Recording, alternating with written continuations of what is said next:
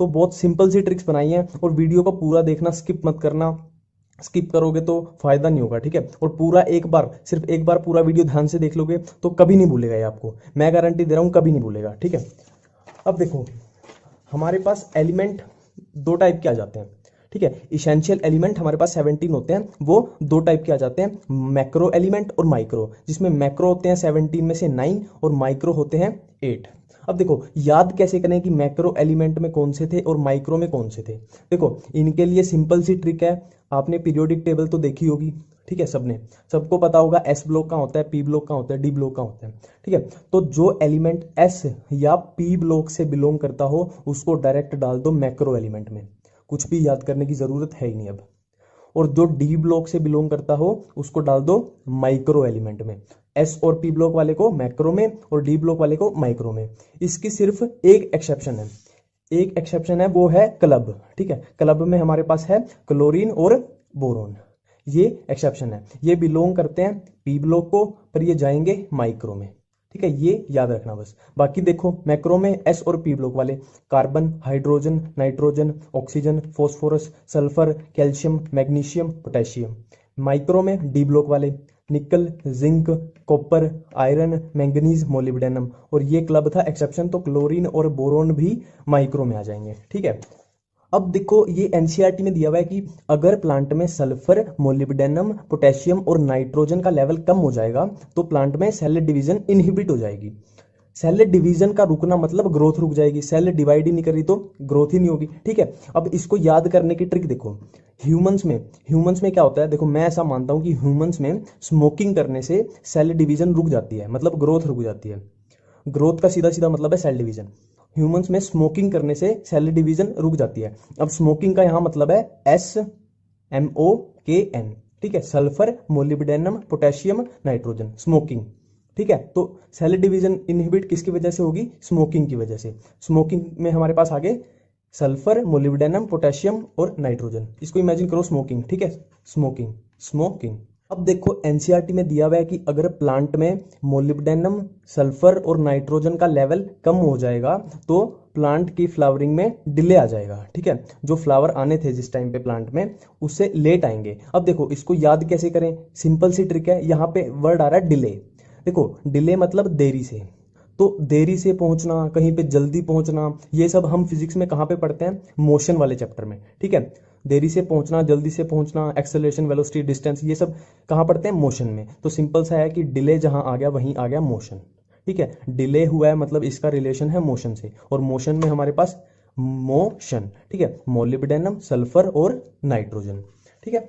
अब हमारे पास आता है नेक्रोसिस, ठीक है।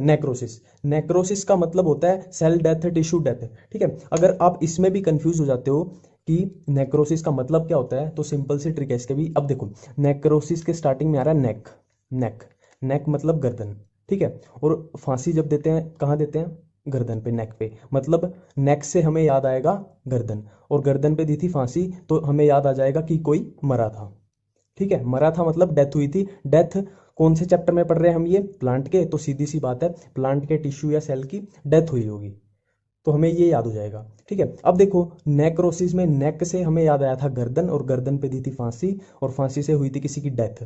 डेथ किसकी हुई थी, हम ये प्लांट में पढ़ रहे हैं तो प्लांट टिश्यू या सेल की हुई थी। और जब कोई मरता है तो हम क्या पूछते हैं कि कब मरा, क्यों मरा और कैसे मरा। तो देखो यहाँ इससे याद आएगा किसी की डेथ हुई तो हम पूछेंगे कब, क्यों, कैसे मरा, ठीक है। कब, क्यों, कैसे मरा, कैल्शियम, कॉपर, पोटेशियम और मैग्नीशियम, ठीक है। लास्ट हमारे पास बचता है इसमें क्लोरोसिस। अब देखो मेरे साथ एक बार क्या हुआ था, जो नहाने का मग होता है, ठीक है, नहाते हैं जिससे वो डिब्बा, नहाने का मग होता है, उसमें मेरा मोबाइल गिर गया था, ठीक है। और क्या हुआ, कल फिर से गिर गया। एक बार मेरा नहाने का मग होता है, मेरा मोबाइल उसमें गिर गया था, और कल क्या हुआ, कल फिर से गिर गया। अब देखो क्लोरोसिस, यहां से हम उठाएंगे कल। देखो मैं ये ट्रिक्स में हमेशा ध्यान रखता हूँ, जब भी मैं ट्रिक बनाता हूँ तो ये हमेशा मैं ध्यान रखता हूँ कि उसमें मैं वो किस चीज़ की ट्रिक है इसको भी इन्वॉल्व करूँ। तो आपने देखा होगा कि जो भी मेरी वीडियो रेगुलर देखता है तो उसको पता होगा कि मैं वो किस चीज़ की ट्रिक है ये जरूर इन्वॉल्व करता हूँ उसमें। तो देखो कल फिर से गिर गया था, ठीक है, तो कल नहाने के मग में फिर से जाने दिया मोबाइल, ठीक है। मेरा मोबाइल नहाने के मग में गिर गया था, पहले गिरा था और कल फिर से गिर गया, तो नहाने के मग में फिर से जाने दिया मोबाइल। एक बार फिर से करते हैं, कल नहाने के मग में फिर से जाने दिया मोबाइल। मैग्नीज टॉक्सिसिटी, टॉक्सिसिटी नाम से ही पता लग रहा है कि मैंगनीज टॉक्सिसिटी मतलब मैंगनीज प्लांट का नुकसान कर रहा है, टॉक्सिक है प्लांट के लिए। टॉक्सिक क्यों है? जब मैंगनीज बढ़ता है, मतलब जब मैंगनीज की अमाउंट बढ़ती है प्लांट में, तो वो क्या करता है, वो प्लांट का आयरन, मैग्नीशियम और कैल्शियम घटा देता है। मतलब एक मैंगनीज बढ़ा और उसने 3 आयरन, मैग्नीशियम और कैल्शियम घटा दिए। अब इसको याद कैसे करें? देखो, मैगी पहले बहुत सस्ती आती थी, ठीक है, बोलते थे ना कि 5 रुपए की मैगी 5 रुपए की आती थी, फिर 10 की हुई, अभी 12 की होगी, थोड़े दिन में 15 की हो जाएगी, पर जो मैगी की अमाउंट है वो उतनी ही है। मतलब मनी बढ़ती जा रही है और मैगी कम है, ठीक है। तो मनी ज़्यादा फिर भी मैगी कम, मनी ज़्यादा होती जा रही है पर फिर भी मैगी कम। तो मनी ज़्यादा से मैग्नीज ज़्यादा है, तो फिर भी मैगी कम से आयरन, मैग्नीशियम और कैल्शियम कम। ये हमें याद होगी मैग्नीज टॉक्सिसिटी। अब नेक्स्ट हमारे पास आता है बेनिफिशियल एलिमेंट। देखो, एक बात सोच के देखो कि आपने कंट्री के लिए क्या बेनिफिट, मतलब क्या बेनिफिट वाला काम किया है आपने आज तक कंट्री के लिए। मेरे हिसाब से किसी ने कुछ नहीं किया। जो बेनिफिट का काम करते हैं कंट्री के लिए वो होते हैं आर्मी के लोग, सेना के लोग, ठीक है। जो कंट्री के लिए बेनिफिट का काम करते हैं, असली बेनिफिट का, वो होते हैं सेना के लोग। तो बेनिफिशियल एलिमेंट क्या हो गया? सेना से सीखो, मतलब कंट्री का बेनिफिट करना सेना से सीखो।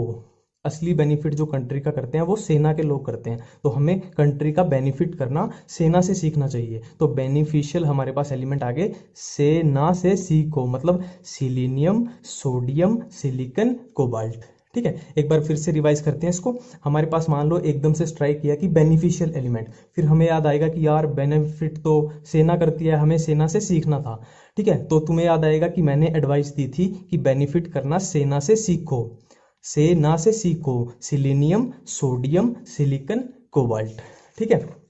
अब हमारे पास आते हैं स्ट्रक्चरल एलिमेंट्स, ठीक है। आपने मुझसे पूछा कि स्ट्रक्चरल एलिमेंट्स कौन हैं। अब मैं बोल रहा हूं कि इसके क्वेश्चन में ही इसका आंसर छुपा हुआ है, ठीक है। आपने पूछा कौन है, मैं भी यही बोल रहा हूं कि कौन है, ठीक है।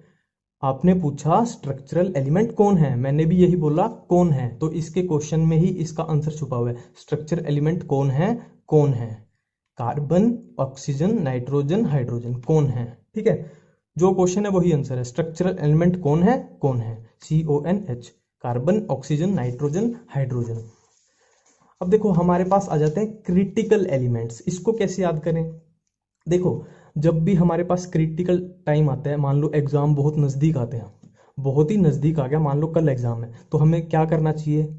नहा के पूजा करनी चाहिए, भगवान की पूजा करनी चाहिए, भगवान को याद करना चाहिए क्रिटिकल टाइम में। तो क्रिटिकल टाइम में क्या करेंगे? नहा के पूजा करेंगे, ठीक है। क्रिटिकल जब टाइम आता है तो नहा के भगवान की पूजा करनी चाहिए। तो क्रिटिकल टाइम में नहा के पूजा करनी चाहिए। नहा के पूजा मतलब NKP, नाइट्रोजन, पोटेशियम और फॉस्फोरस, ठीक है। क्रिटिकल टाइम में नहा के पूजा करो, N से नाइट्रोजन, K से पोटेशियम और पूजा P से फॉस्फोरस, ठीक है। अब नेक्स्ट हमारे पास है वाटर स्प्लिटिंग। अब देखो, ये बिल्कुल नाम से ही फील होता है कि वाटर स्प्लिटिंग।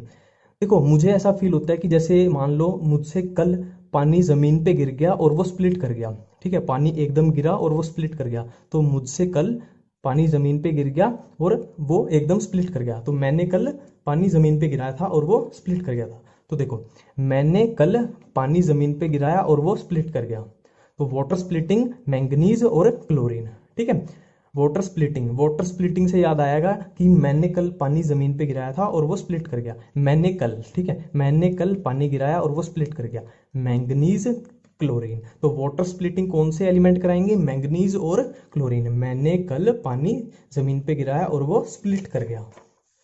अब देखो नेक्स्ट हमारे पास आता है अनायन कटायन बैलेंस। अब देखो, नाम से ही लग रहा है अनायन और कटायन, जैसे अनायन और कटायन दोनों भाई भाई हैं, है ना। लग रहा है ना नाम से कि अनायन और कटायन दोनों भाई भाई हैं।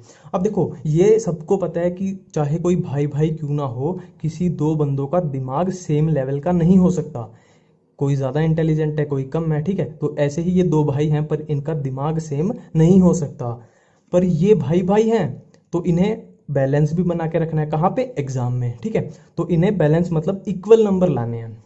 इन्होंने दो भाई हैं, इन्होंने एग्जाम में बैलेंस बना के रखना है, मतलब इक्वल नंबर लाने हैं, पर इनका दिमाग सेम हो नहीं सकता। तो इनके पास एक ही ऑप्शन बचा, एक दूसरे की नकल मार लेते हैं, ठीक है। जो इसको आता है वो इसको नकल मार लेगा और जो इसको आता है वो इसकी नकल मार लेगा, तो दोनों का बैलेंस बन जाएगा, ठीक है। तो यही अपनी ट्रिक है कि नकल, ठीक है। नकल की स्पेलिंग क्या लिखेंगे, NaKCl।